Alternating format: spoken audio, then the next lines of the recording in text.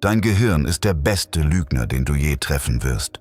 Es kann dir eine komplette Realität bauen, an die du glaubst, ohne eine Sekunde zu zweifeln. Und das Verrückte ist, fast jeder Mensch trägt irgendeine Version dieser Verzerrung in sich.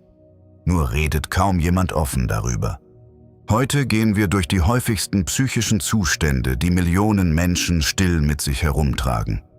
Nicht als Diagnose, sondern damit du endlich verstehst, was hinter den Fassaden wirklich passiert.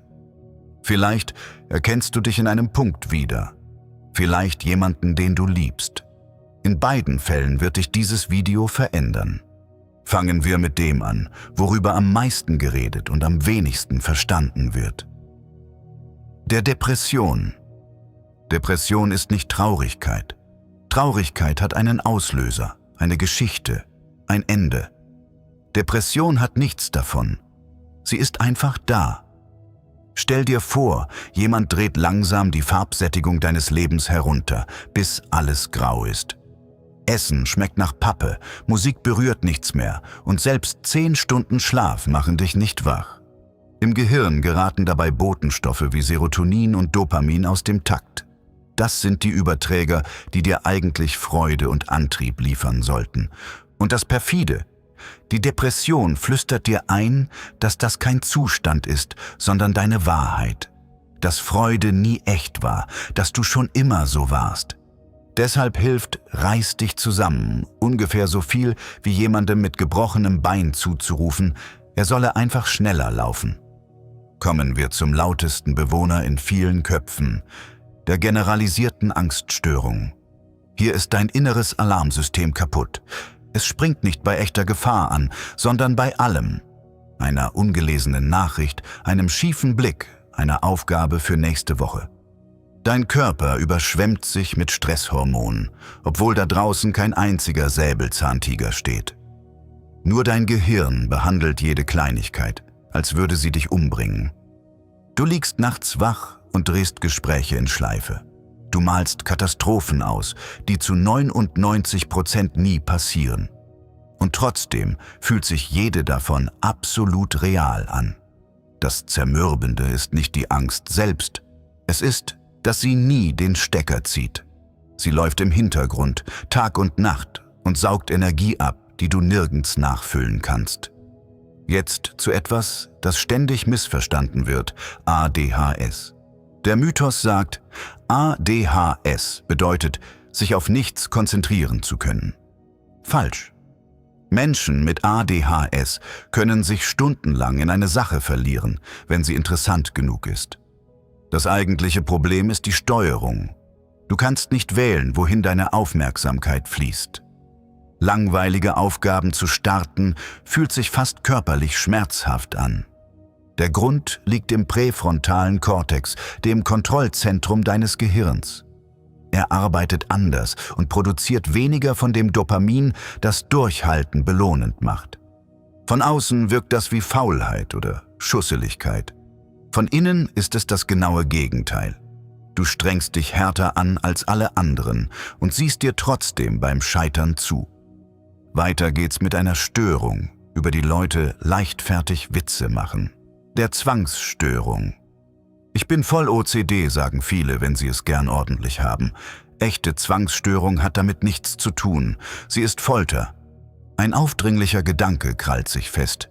Der Herd könnte an sein, deine Hände könnten voller Keime sein und dein Gehirn behauptet, nur ein bestimmtes Ritual könne die Katastrophe verhindern. Also kontrollierst du, wäschst, zählst, ordnest. Für ein paar Sekunden kommt Erleichterung. Dann kehrt die Angst zurück und verlangt alles noch einmal. Das Bitterste daran: Du weißt genau, dass es keinen Sinn ergibt. Aber Wissen und Fühlen sind 2 verschiedene Räume und die Angst wohnt im Stärkeren. Kommen wir zu einer Wunde, die nicht heilt, weil das Gehirn sie nicht schließen lässt: der posttraumatischen Belastungsstörung. Nach etwas Schrecklichem sollte dein Nervensystem irgendwann herunterfahren und die Erinnerung wegräumen. Bei PTBS bleibt genau dieser Mechanismus stecken. Ein Geruch, ein Geräusch, ein zufälliges Bild und du bist sofort zurück. Kein Erinnern, sondern ein komplettes körperliches Wiedererleben. Herz rast, Atem stockt, Panik flutet. Du wirst zum Wachposten in deinem eigenen Leben. Ständig scannst du nach Gefahr, zuckst bei lauten Geräuschen zusammen, meidest ganze Orte und Menschen. Das Trauma stiehlt dir das Gefühl, sicher zu sein. Und es lässt dich glauben, es hätte dir gestohlen, wer du einmal warst. Jetzt zu den extremsten Schwankungen, die ein Gehirn erzeugen kann. Der bipolaren Störung. Das sind keine Stimmungsschwankungen. Das ist ein Pendel zwischen zwei Welten. Auf der einen Seite die Manie, ein Rausch aus Energie und grenzenloser Zuversicht. 2 Stunden Schlaf reichen, Ideen sprudeln, alles scheint möglich. Aber Manie brennt zu heiß. Die Gedanken rasen, riskante Entscheidungen wirken plötzlich genial und die Realität beginnt zu flimmern. Dann kommt der Absturz. Die ganze Energie versiegt und übrig bleibt eine Depression, die noch schwerer wiegt, weil du dich erinnerst, wie es sich anfühlte zu fliegen. Du weißt nie, welche Version von dir morgen aufwacht. Und genau diese Unberechenbarkeit ist es, die am meisten erschöpft. Kommen wir zu einem Fehlalarm, der sich anfühlt wie Sterben, der Panikstörung. Die Amygdala, dein Angstzentrum, feuert ohne echten Grund die volle Überlebensreaktion ab. Dein Herz hämmert, die Brust wird eng, die Hände taub, der Raum dreht sich. Und dein Verstand ist überzeugt. Das ist ein Herzinfarkt. Das ist das Ende. Jede Empfindung schürt die Angst und die Angst schürt jede Empfindung. Nach der ersten Attacke entsteht eine zweite, heimtückischere Angst. Die Angst vor der Angst. Du meidest Orte, an denen es passiert ist, und deine Welt schrumpft langsam zusammen. Am Ende fürchtest du nicht mehr die Welt. Du fürchtest deinen eigenen Körper und das, was er ohne deine Erlaubnis tun könnte. Bleiben wir bei der Angst, aber richten sie auf andere Menschen. Die soziale Angststörung. Ein Raum voller Leute fühlt sich an wie eine Bühne, auf der alle nur darauf warten, dass du dich blamierst. Noch bevor du sprichst, spielt dein Kopf schon jeden möglichen Fehltritt durch. Dein Körper macht mit. Herz rast, Hände zittern, die Stimme kommt zu leise heraus. Und weil du dich so sehr selbst beobachtest, stolperst du erst recht über deine Worte. Danach beginnt die zweite Runde. Dein Gehirn spielt die Szene in Dauerschleife und vergrößert jeden winzigen Patzer zur Blamage des Jahres. Das ist keine Schüchternheit. Schüchterne Menschen sind nervös und machen trotzdem weiter. Soziale Angst kapert das ganze System und macht Flucht zur einzigen Option. Jetzt zu einer Gruppe von Erkrankungen, die sich als Kontrolle tarnt. Den Essstörungen. Von außen wirkt es, als ginge es um Essen oder Figur. In Wahrheit geht es fast nie darum. Es geht um Kontrolle, um Perfektionismus, um den verzweifelten Versuch, in einer chaotischen Welt einen Hebel zu behalten. Die Störung spricht dabei mit deiner eigenen Stimme. Sie tarnt sich als Disziplin, als Willensstärke, als Logik und macht es dadurch so schwer, sie überhaupt als Krankheit zu erkennen.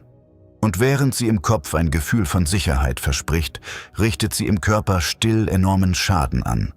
Freunde flehen, doch die Betroffenen können nicht einfach aufhören. Denn loszulassen fühlt sich an, als würde man das Einzige aufgeben, das einen zusammenhält. Auch wenn genau dieses Etwas einen langsam zerstört. Kommen wir zu einem Gefühlsleben ohne Stoßdämpfer. Der Borderline-Persönlichkeitsstörung. Emotionen, die andere als Welle spüren, treffen hier wie ein Tsunami. Eine abgesagte Verabredung, eine nicht beantwortete Nachricht und innerhalb von Sekunden kippt alles in Verzweiflung oder Wut. Dahinter steht eine tiefe Angst, verlassen zu werden. Also klammerst du dich an Menschen und stößt sie im nächsten Moment weg, aus Angst, sie könnten dich zuerst verlassen. Alles wird schwarz oder weiß. Jemand ist perfekt oder schrecklich. Du bist wertlos oder besonders, aber fast nie einfach nur ein Mensch dazwischen. Von außen wirkt das dramatisch oder unberechenbar. Von innen ist es ein Leben im emotionalen Dauernotfall, indem du dir Stabilität mehr wünschst als alles andere. Jetzt zu einer der am meisten missverstandenen Erkrankungen überhaupt, der Schizophrenie. Sie zerbricht die Art, wie das Gehirn Realität zusammensetzt. Botenstoffe feuern falsch und plötzlich erschafft der Verstand Dinge, die nicht da sind, während echte Gedanken zerfallen. Auf der einen Seite stehen Halluzinationen und Wahnvorstellungen, Stimmen, die niemand sonst hört, Überzeugungen, die sich absolut wahr anfühlen, egal wie unmöglich sie sind.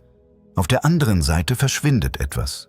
Gefühle flachen ab, Antrieb löst sich auf und selbst Duschen oder Essen kann sich unüberwindbar anfühlen.